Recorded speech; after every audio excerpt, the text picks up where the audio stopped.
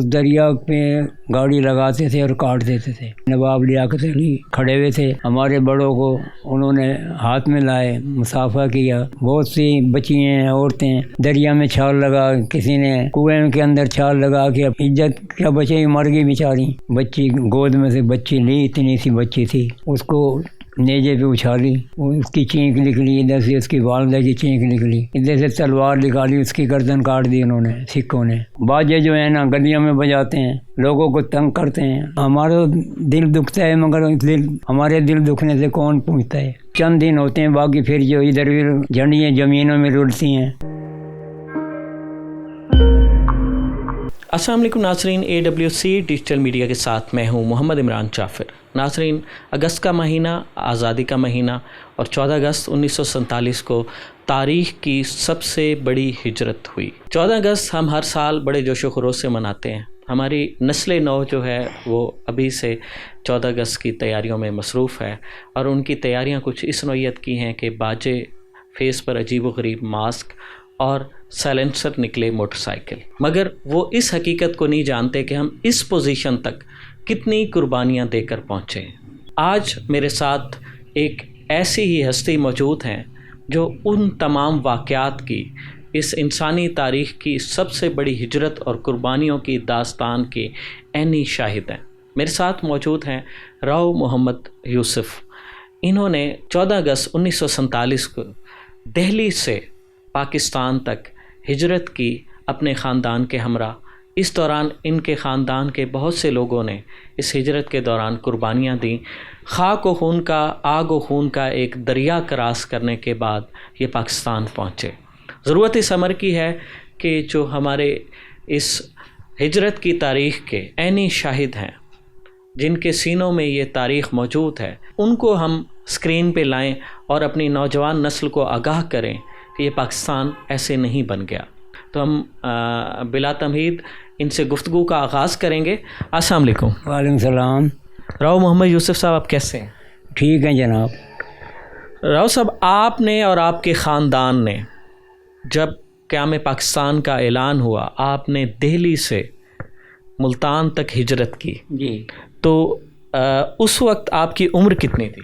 عمر اس time میری 16 سال قریب تھی، 16 سال۔ یعنی کہ آپ ایک باشعور نوجوان تھے اس وقت، اور تمام حالات آپ نے دیکھے کہ کس طرح سے پاکستان کا جو ہے وہ قیام کا اعلان ہوا، اور اس کے بعد کس طرح سے لوگ اپنا سب کچھ چھوڑ کر پاکستان کی جانب دیوانہ وار بڑھے۔ وہ کیونکہ پہلے جو ہے اس طرح پہلے بھی کوئی اس طرح واقعہ ہوا تھا، تو 2 گھنٹے کے بعد واپس آ گئے تھے لوگ۔ ہمارے بڑے کہتے ہیں اب 2 گھنٹے کے بعد تو واپس آ جائیں۔ جو جیبوں میں بھی پیسے تھے، کیونکہ ہمارے والد صاحب جو تھے، ہمارا سارا خاندان وہ بھینسوں کا کاروبار کرتا تھا بمبئی، تو وہ رقم بھی جو لے کے آئے وہ بھی مکان کے اندر رکھ دی۔ بھئی 2 گھنٹے کے بعد آ جائیں گے، باہر جائیں گے، کوئی نقصان نہ ہو جائے۔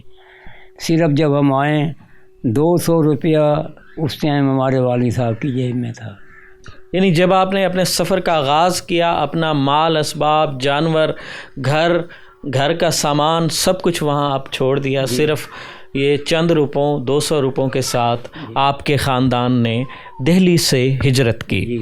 تو کتنے دنوں میں آپ دہلی سے پاکستان کی حدود میں داخل ہوئے؟ دہلی میں پہلے تو انہوں نے کہا تھا جی 24 گھنٹے میں پہنچ جائیں گے لاہور، مگر ہم 7 دن کے بعد اٹاری پہنچے ہیں، کیونکہ کہیں جہاں کھڑی کر دی 2 گھنٹے، 3 گھنٹے، رات 2 رات، ایک راستے میں ایسے کھڑی ہو کے گاڑی آئیں۔ اور دریا پہ مجھے کیا نام ہے، امبرسر کے آگے جلندھر یا پانی پات کے درمیان میں ایک دریا ہے، اس دریا پہ گاڑی لگاتے تھے اور کاٹ دیتے تھے۔ ہماری گاڑی بھی وہیں لگا دی تھی، مگر کوئی اللہ کے بندے، اللہ نے کوئی ایسا فرشتہ بھیجا کہ اس ڈرائیور کو ہٹایا، وہ خود بیٹھا، ان نے وہاں سے گاڑی نکالی، اور ہمیں پھر بھی 2 دن ہمیں لگ گئے تھے۔ جب ہم اٹاری آئے تو نواب لیاقت علی بیٹھے کھڑے ہوئے تھے، دیگیں پکڑی تھی، ہمیں انہوں نے ہمارے بڑوں کو انہوں نے ہاتھ میں لائے، مصافحہ کیا، انہوں نے ہمیں کھانا کھلایا۔ لیڈر تو ایسے ہیں نا، ایسے ہونے چاہیے۔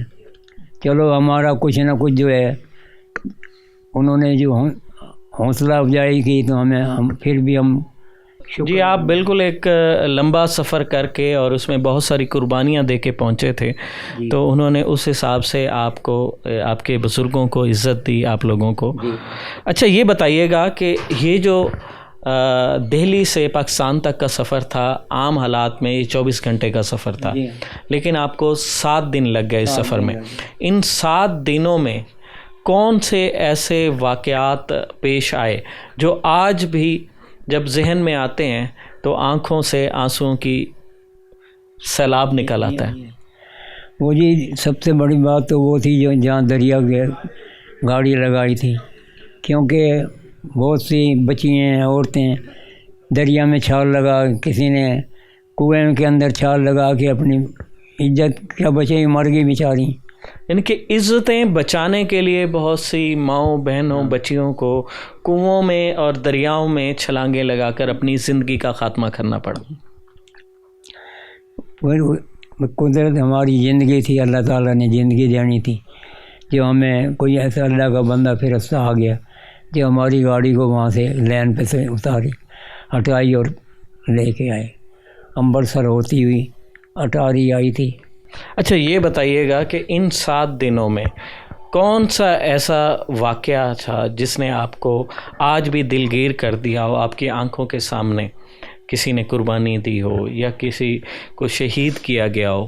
اس حوالے سے ہمارے ناظرین کو آگاہ۔ وہ تو دہلی کے اندر جو ہے وہاں ہی ایک بچی گود میں سے بچی لی، اتنی سی بچی تھی، اس کو نیزے پہ اچھالی، اس کی چینک نکلی، ادھر سے اس کی والدہ کی چینک نکلی، ادھر سے تلوار نکالی، اس کی گردن کاٹ دی انہوں نے، سکھوں نے، ادھر سے اس بچہ مر گیا۔ وہ بھی ہم چھپے ہوئے تھے، اگر ہم سامنے آتے ہمیں بھی وہ مار دیتے۔ تو اس سے واقع تو اس طرح کئی گزرے ہیں، تھوڑے چھوڑے، وہ زیادہ جن وہ گاڑی والا جو اللہ نے بچایا نہیں، ہمیں بھی کاٹ دیتے وہ۔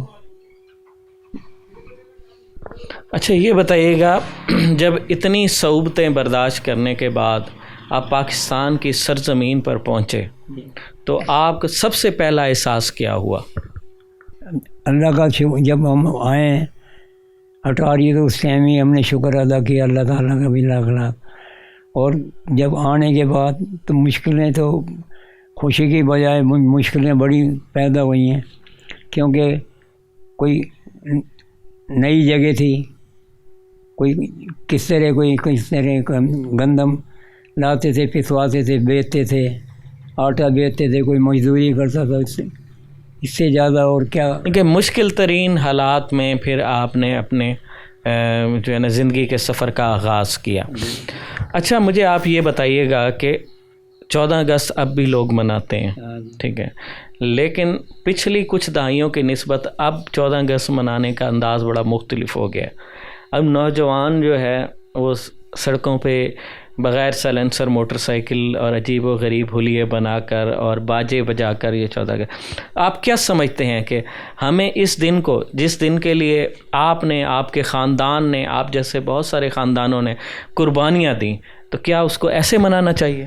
دیکھو جی، جو کروڑوں روپیہ اربوں روپیہ جو خرچ کرتے ہیں، یہی کسی غریبوں کو کسی ایسی جگہ دے دیا جائے تو وہ بہتر ہے۔ اب یہ جو ہم کم سے کم جہاں جا کے دیکھ لو لائن لگی ہوئی ہے، لاکھوں روپے کے حساب سے جھنڈے یہ وہ بک رہے ہیں، یہی جو ہے نا اب ہم مقروض ہیں اس کے امریکہ کے، تو ہم وہ قرض اتاریں تاکہ ہمارا پاکستان آگے چلے۔ تو یہ تو انہوں نے تو نئی نسلیں اور بیڑا گرک کر رہی ہیں، یہ جو ہے نا کوئی اس سے آپ کا دل نہیں دکھتا یہ سارے حالات دیکھ کر؟ ہمارا دل دکھتا ہے، مگر ہمارے دل دکھنے سے کون پوچھتا ہے؟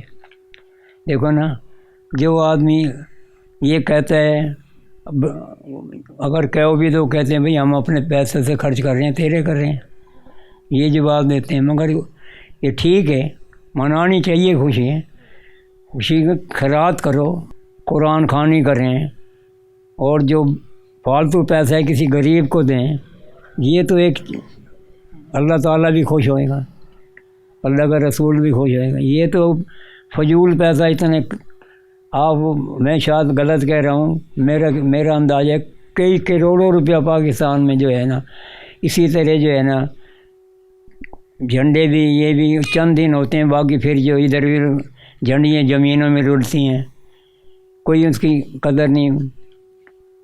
باجے جو ہیں نا گلیوں میں بجاتے ہیں، لوگوں کو تنگ کرتے ہیں، یہ نہیں، یہ اس کی بجائے قرآن خوانی کریں، اپنے کوئی ایسا انتظام کریں مسجد میں، غریبوں کو روٹی کھلائیں، کھانا کھلائیں، یہ تو چیز اچھی ہے۔ یہ تو بس وہی صاحب ہے، مکھن لگانے والی بات ہے۔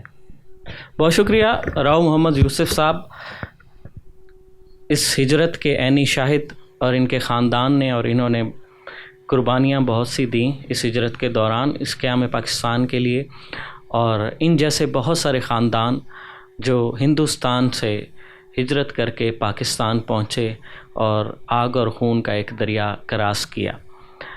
یہ بزرگ، یہ ہمارے اسلاف، یہ اس چیز کے عینی شاہد ہیں، اور ان کا دل دکھتا ہے جب نسل نو جشن آزادی منانے کے لیے غیر مسلموں کے طریقے اور اس قسم کے طریقے اختیار کرتے ہیں جس سے بجائے کسی کو فائدہ ہونے کے انہیں نقصان پہنچے، ماحول میں پولوشن پیدا کرتے ہیں، ذہنوں میں پولوشن پیدا کرتے ہیں۔ تو ضرورت اس امر کی ہے کہ ان بزرگوں سے رہنمائی لی جائے اور ان سے جانا جائے کہ اس قیام پاکستان کے لیے ہم نے کیا قربانیاں دی ہیں اور وہ قربانیاں ہم سے کس بات کا تقاضا کرتی ہیں۔ مزید ایسی مفید معلوماتی اور موٹیویشنل ویڈیوز کے لیے جڑے رہیے AWC ڈیجیٹل میڈیا کے ساتھ۔ اپنے میزبان محمد عمران جعفر کو دیجیے اجازت، اللہ نگہبان۔